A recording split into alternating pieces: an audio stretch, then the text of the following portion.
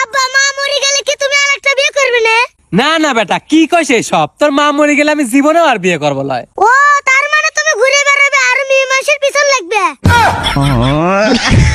আচ্ছা লে বেটা, তোর মা মরে গেলে আমি আবার বিয়ে করবো না। তা তো করবে, তুমি আমার মান মরার অপেক্ষায় লইছাও। আরে না রে বেটা, তুই আমাকে ভুল বুঝতিছু। তোর মাকে আমি কোনোভাবেই মরবে দেবো লয়। তা তো জানি, আমার মা ঘরে বসে থাকবে, তুমি মেয়ে মানুষলে ফুর্তি করে বেড়াবে। কি যে কইস রে বেটা তুই, আমি মেয়ে মানুষ লি বাইরে ফুর্তি করবে যাবো কে? তার মানে ঘরে এনে ফুর্তি করবে।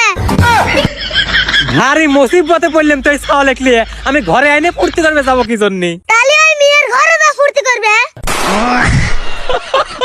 আরো বললাম না বুঝিয়ে। এটা স্যার আমি মনে করি বুঝি না, পাশের বাড়ির রঙেলা ভাবি তাই না? আরে বেটা কি দি তুই কি কইস?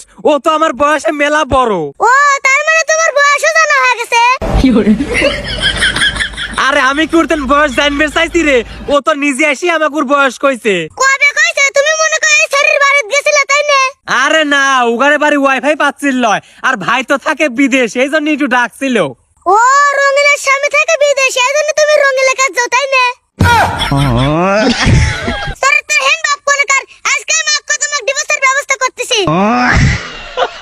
তুই কি পাগল নাকি বেটা? কত ডিভোর্স কি আর একদিনে হয়? ডিভোর্স হতে তা না হলে 3 মাস সময় লাগে।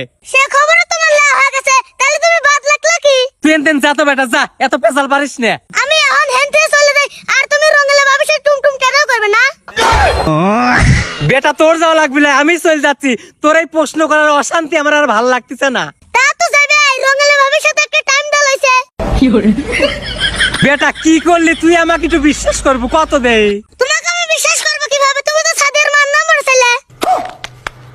হে বেটা, তোর পায়ে ধরে তুই একটু থাম তো, তুই আমার মান ইজ্জত খায়া দিস নে। তোমার জন্য আমার সাদের সাথে প্রেমটা হইলো লয়।